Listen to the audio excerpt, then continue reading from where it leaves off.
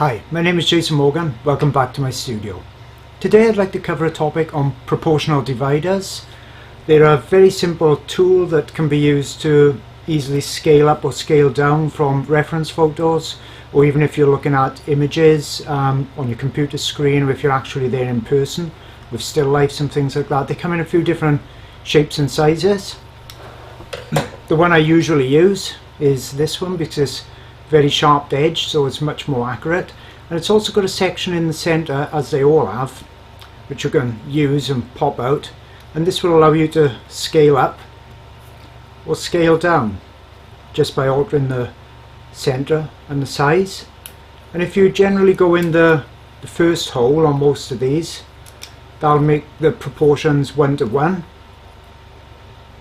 So behind me you can see the drawing that I've completed using this technique of a rhino from a photograph from one of my reference photo CDs, and I've just used this tool to make marks and to actually take those proportions over onto my piece of paper, make the same marks, and then do that multiple times to piece together the drawing. And it's a real quick way to draw very accurately. And if you're not really confident with pure freehand drawing and you don't want to trace, these are great for using to actually teach yourself how to see proportions and how to actually transfer those to your paper and to the drawing. And you can use as many or as few points as you want as you become more proficient at drawing. So let's take a look on this video and see how I complete this rhino. Okay, firstly I'd like to apologise for my head being in the video frame most of the time, but I wanted the camera to be real square onto the drawing so that you could get a sense of both of them side by side and there was no distortion. So you can see using the proportional dividers is really just taking measurements. Here I'm taking one from the side of the edge of the photograph, and I'm going from the edge that I've drawn, making a mark top to bottom. And I think I'll actually make a mark on the drawing, to a point like that, so that you can actually see the point on the photograph and on the drawing as well. So here I'm just going to go from the edge of the photograph to the top of the back. I've made quite a large mark there. And then from the side of the photograph to that dot, and then I'll do the same on the drawing, just transferring it over. And because I've gone a little bit over too far on the page, I take a mark again, and that's the area that we're looking at. So now you can always take more marks and do more details like this. The more marks, the easier obviously to join the points. Or if you're really quite comfortable with drawing, you can just do 4, 5 or 6 marks over the whole of the rhino and actually just join those up. So for this video I'm going to show quite a few marks and do lots of details so you really get to see the whole process. And then I'm just going to join those dots up. Looking at the shape on the reference photo, I can see that goes out a little bit and around at the bottom.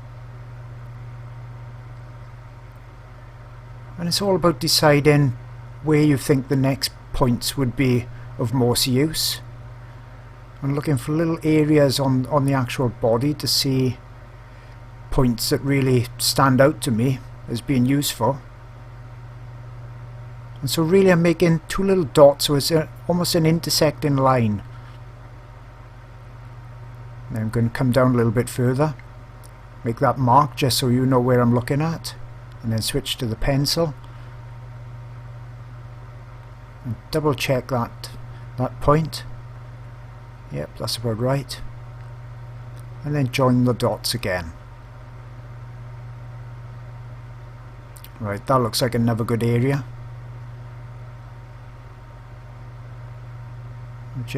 I'm not trying to get this absolutely spot on. Approximation is going to be good enough. And then from the edge of that paper, from the edge of the photograph again, And using that edge is really handy, but I can obviously just go from one point of the rhino to the next. And now I take the whole length of the leg and in from the width. There, and where those meet, that's that spot to join up. That's that spot there. Now, do I want to take some more marks? If it's an unusual shape, or I think I may go wrong, then I could always take a couple more points. I'll go from that point I've already marked down to the next one, there. And then I can join that section of the leg up. Just double check.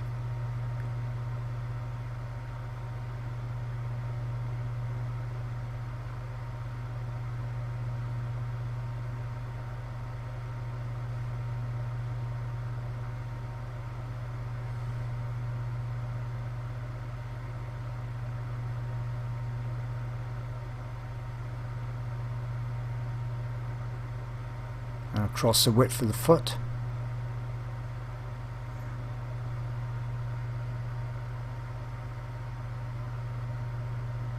And it's surprising how slender the legs are on rhinos at this angle. So that's an area I really want to check, because it could be very easy to overestimate the width on the leg.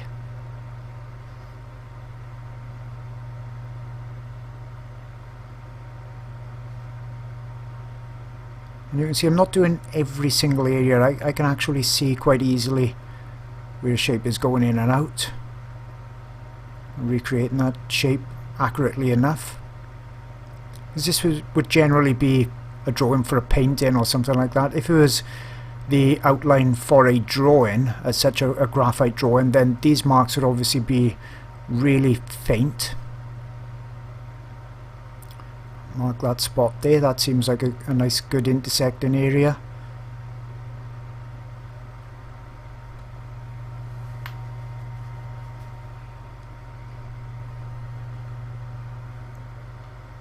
And that's about it there. Just double check the length of that leg.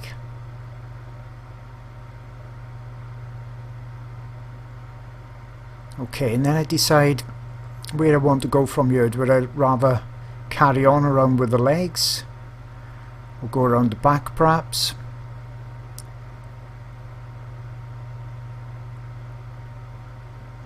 Just double checking that from the edge of the paper first, because my leg looks a little bit too long. And that's what's good about proportional dividers. Sometimes the eyes are tricked into thinking an area is too long or the wrong shape, and the dividers really confirm whether you're right or wrong. Okay, I'll make a spot there for you, and then work across this back. I chose the rhino from my reference photo for artist CD because the shape is really complex and unusual. There's lots of undulations and areas of skin going in and out, and it's something that's really good to practice on.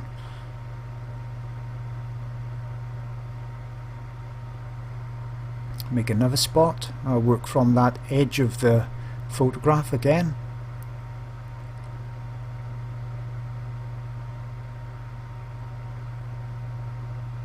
And I'll just double check that mark from the edge, because it would look, line of eye, it would look as if that area is a lot further across than it actually is.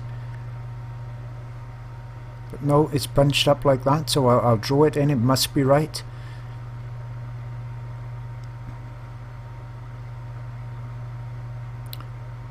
And that part of the top of the back with the shoulder blade, that seems another good area to come from.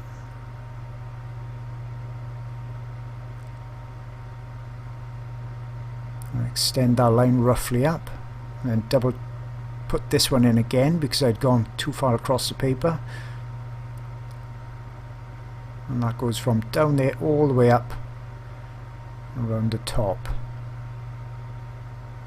Let's just double check that again. You can see that I'm getting concerned that it just looks not wide enough, not far across the top of the back. It just looks too shortened on my drawing, but the dividers are saying it's right, so I've got to believe it, and I'll carry on and hope that this all works out in the end.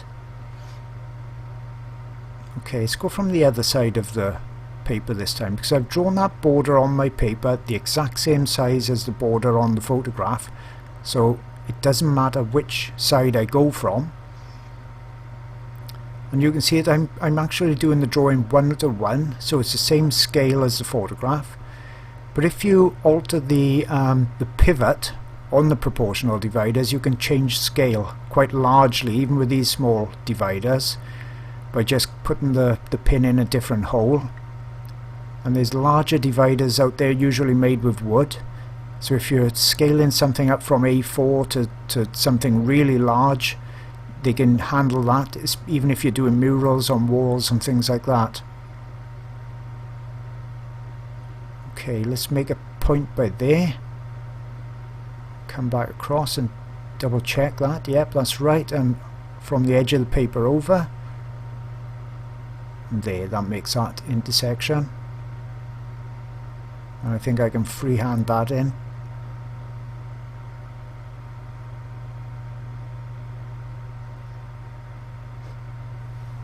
Okay, what's next? Down to that part of the horn. Make that spot.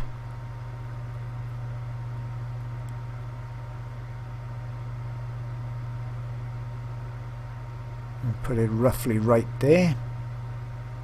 A little bit longer than I'm going to need it, just so that it gives me a chance of getting an intersection line from this spot. And there you go.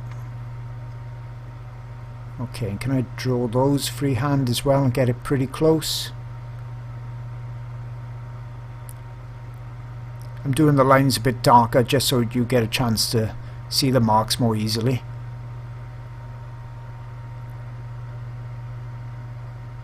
And when I'm happy with this outline, I'll go over it with a darker pencil.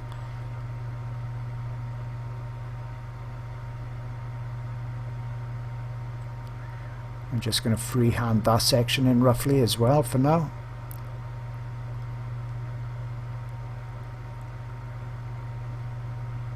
Like I said, you can put as many or as few points in as you want.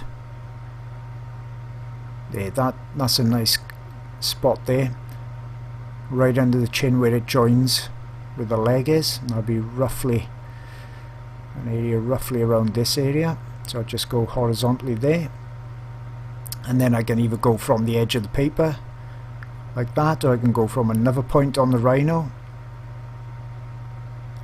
and make that little intersection. So that's that spot where the chin and the legs meet. And then this area down here on the chin, that seems like another good area to go from, and then I can freehand that lower jaw in. So it's across there. And another one from the edge of the border. And you can see how surprising it is. Where you think it's going to be, sometimes it's not. So this really aids in helping you to assess shapes and proportions when you're doing it freehand as well. The more you use these proportional dividers, I found the less points you really need, because you're actually learning to see much more accurately. Right, down the bottom of the horn.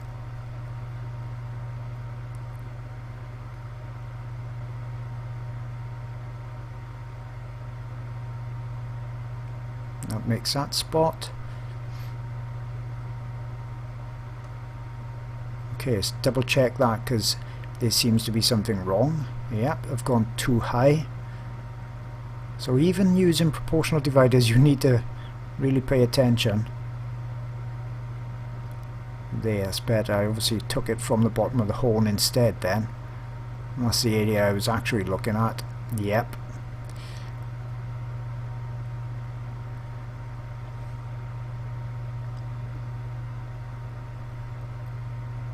Okay, the width of the horn.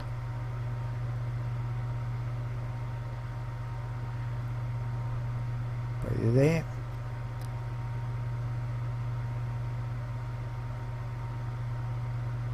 And let's look where the horn comes out to. And this will give me the exact area that I need to stop at for the horn, and I just rough that in. You see it comes around the corner, there's a bit of a notch in by there.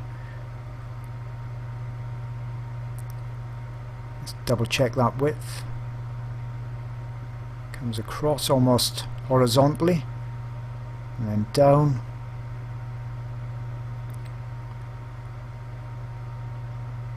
And that leaves that small area for that shorter horn at the top.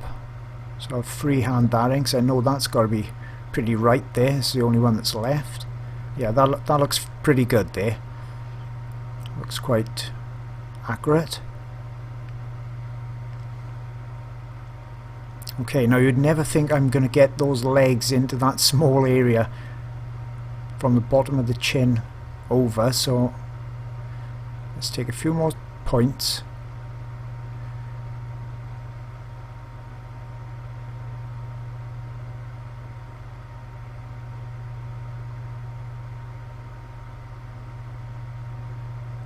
Join that angle up and then down a bit.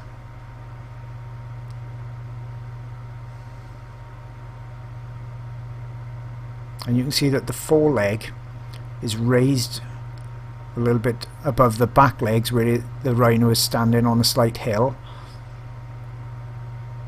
So that's not going to make sense really until I put a bit of the ground in. It's going to look like those front legs are floating. Yeah, just about there was wrong, so let's make that point. Measure this a little bit more accurately.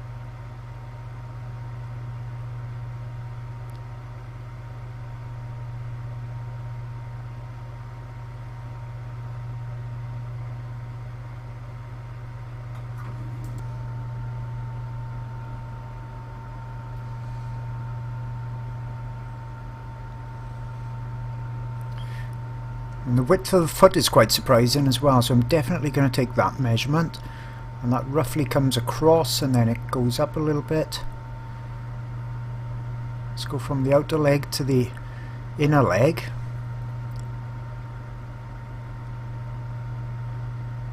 Just check that measurement. There you go.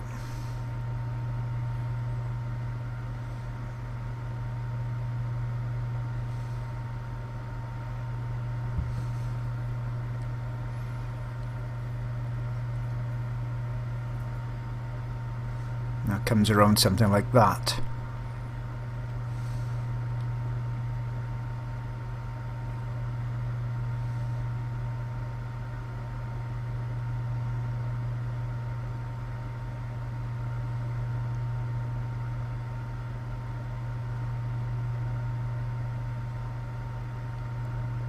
So that part of the stomach area comes around, and then that shadow back leg goes around and under there, and it peeps out the front, and the foot in the rear section, and then that comes across a little bit more. Let's try and get this other leg in.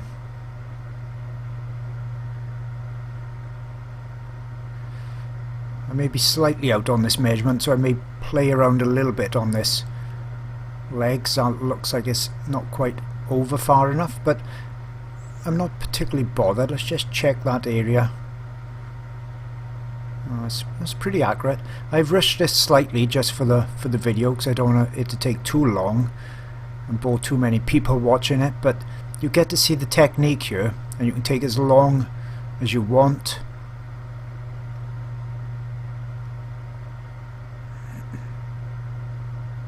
And this is the tricky bit really, to try and get that shape in and look to see where I'm going to take the measurements from. So let's have a look at that part of the leg there that's jutting out. Make that area come across, and so that's only a little bit from the other leg. Okay, so that pretty much goes down and out a bit, and then around the corner, and that's the widest part of the leg right by the ankle joint. or the knee joint really, I suppose.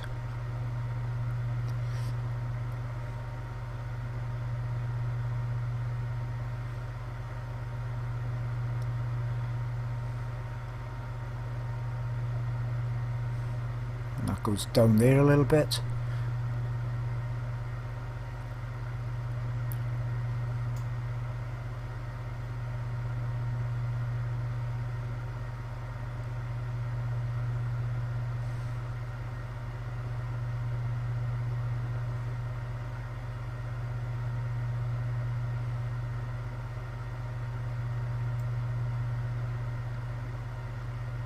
That's another quite narrow area.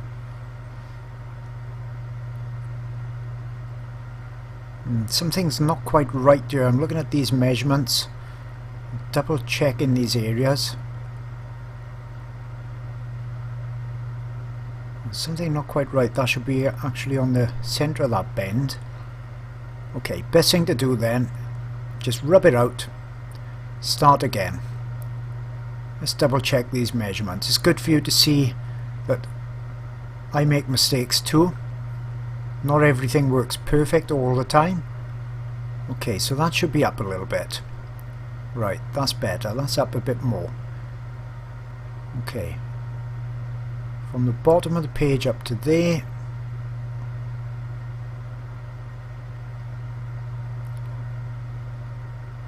That comes across. And it'll end up going around and back up on that fold of skin. So from that section down to that joint, let's just check that angle. That should be flowing around.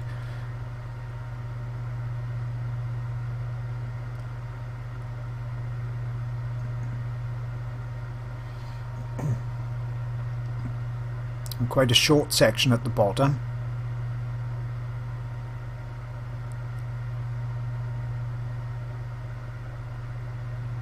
So yeah, that comes around there and then down a little bit.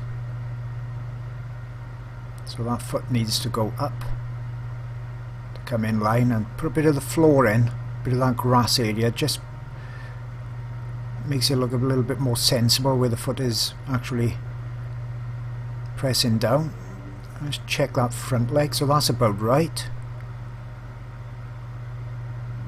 And that section there to the front toe. And that goes there.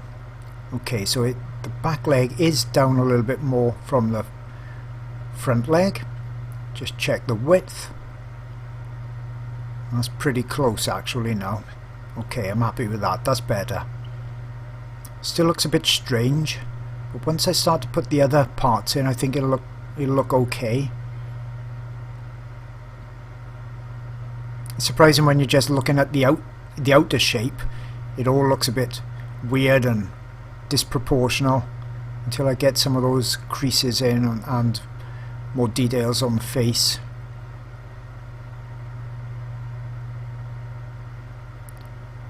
Okay, bit of the ground.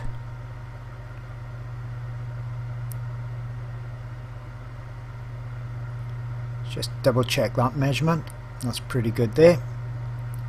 Check it off the bottom, yeah.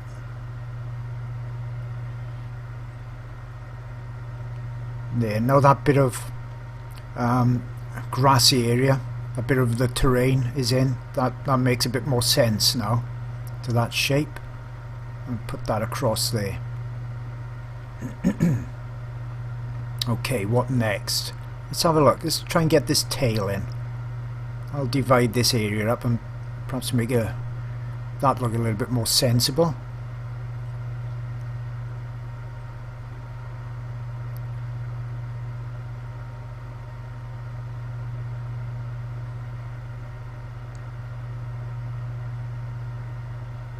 Right, let's have a look at that point there. And that'll shape that rear end a bit more then. And I think when I get this line in, all the shape will make a bit more sense there. I'll just freehand that, roughly going out and then coming back in. just lightly drawn. There, that makes that look a lot better now.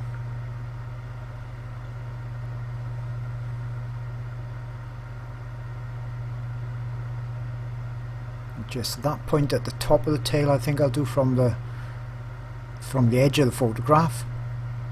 That's across there, and then from the other edge. It's just as easy really. I could have free-handed this all in, but I would like to show you as much of this technique as possible to show you how it builds up gradually. And this whole drawing is going to take probably about 30 minutes to do, so that's not too bad really.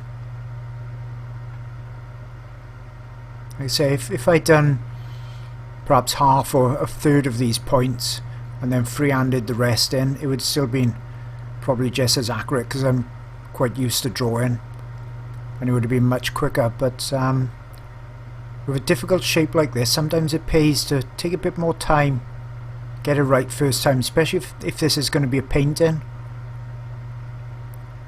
And it's easier to get it right now, and also if it was going to be a graphite drawing, then it's really critical, because you don't really want to be doing much erasing with a drawing if you can possibly help it, so it pays to get it right first time.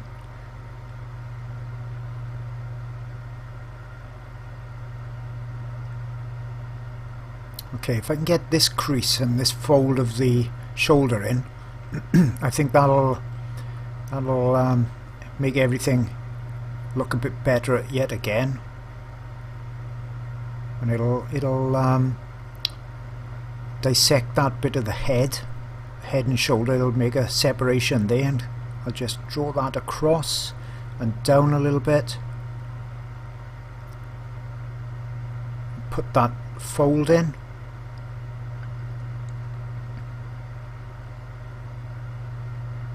There, that looks much better now. Let's try and get this bit under the belly. And there's a little fold on the shoulder by there, and I'll come around. And now you can see the shape starting to take form. I can put in a few of these details.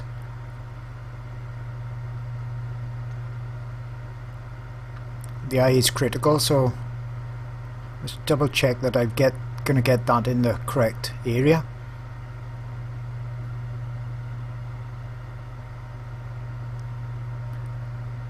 And I'll put a link to the specific proportional dividers I'm using here. Like I said, there's many different types available, but I like this one just because it's got those really sharp points on there, so everything's a little bit more accurate with it. And I'll put the link in the description below the video, just so you can jump straight over there and see that product. Okay, just rub that line out by there, and try and put some of the folds in around the eye.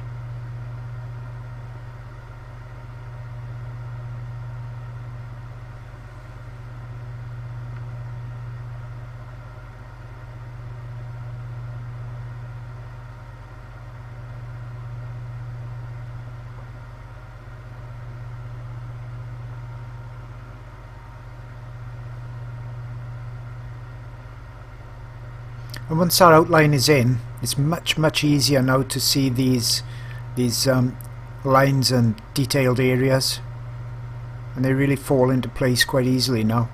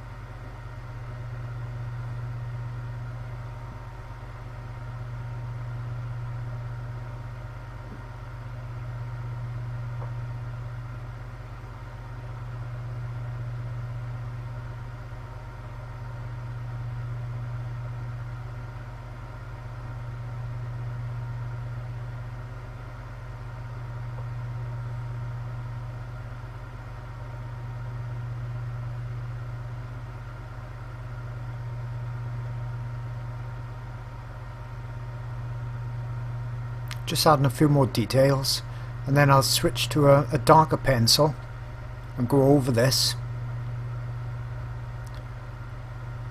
Now I can see everything's pretty much in proportion. I'm not afraid to darken the edge then. And I've switched from a 4H to a B pencil. Just using mechanical pencil, just simply because it doesn't require sharpening all the time. I'm just going to darken those areas. Just altering the shape here and there a little bit, just to make it a little bit more accurate.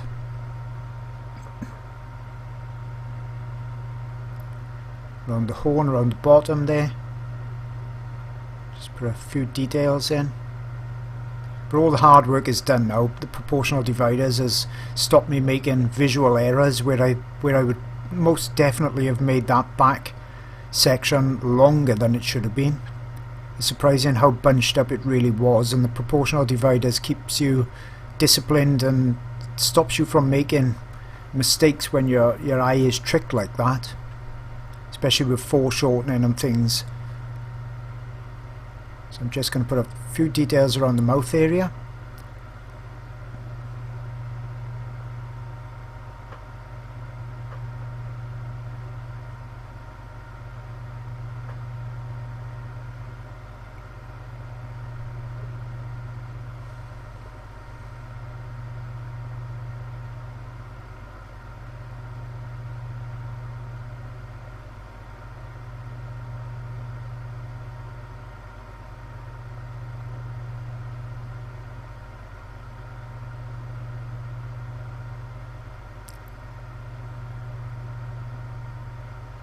And this section looks a little bit strange by here, with one ear is in front of the other, but on a painting that would look more realistic than it does on a drawing, because you could see the shadowing much better. I'm just going to put it in as it is, and then round this top off a little bit more.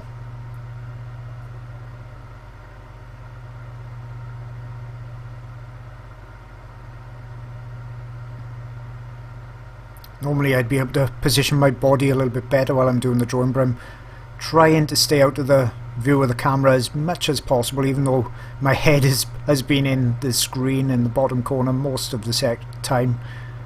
But I really wanted you to see the drawing kind of square on, rather than shot from the side, which is going to make it look a little bit unproportional and off-centered.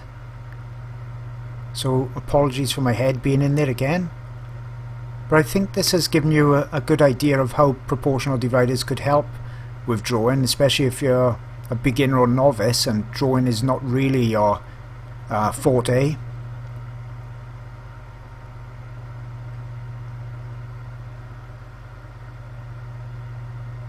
I suppose some people would think this was a form of cheating, like they say that tracing is cheating, or any other forms of projection are cheating. But if you're in the art and craft type of area for enjoyment, then just do exactly what you want, and if you want to trace it or project it or however or whatever, as long as it's making you feel good to do art and craft, that's all that's really important.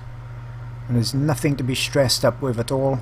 These proportional dividers have been used by some of the master artists over the last goodness knows how long, so they didn't seem to have a problem with it.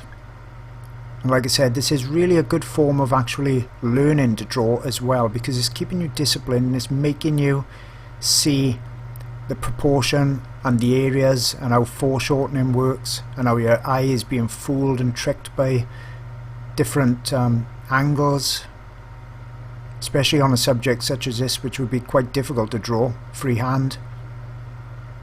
So it's a great tool to actually learn and progress with your art as well. Just a little bit of that bottom foot, sorry you can't see that quite easily there, just get out of the way a little bit. And just darkening those areas in.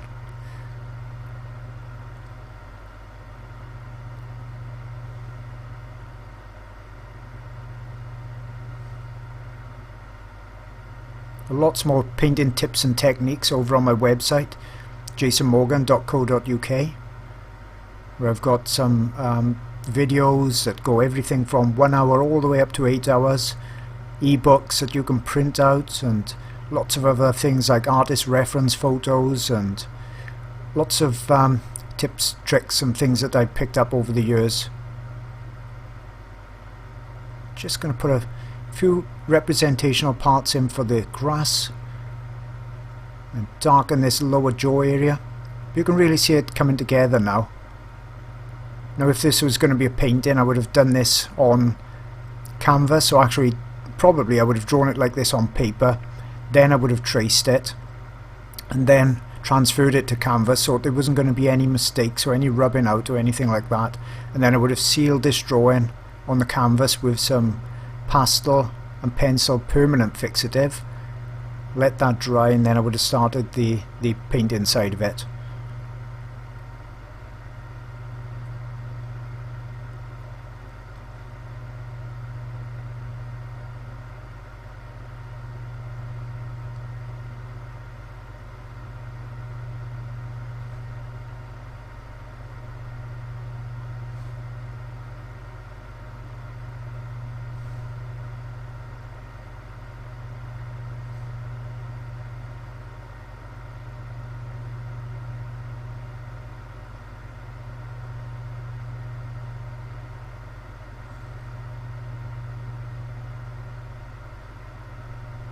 I hope you've enjoyed this little video, and it's showed you a new way of drawing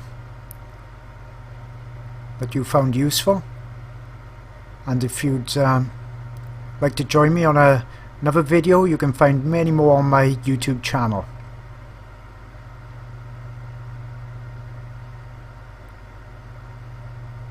Just going to put some suggestions in of the shadow area. And then I think I'll call it a day on this one.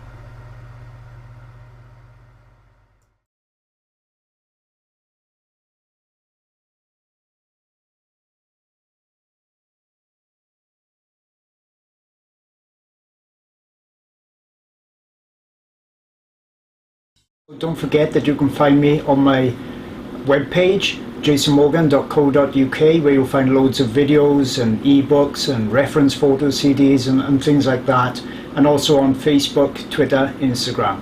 Don't forget to check out my YouTube channel so you don't miss out on any new videos. Don't forget to subscribe, and I'll speak to you all again real soon.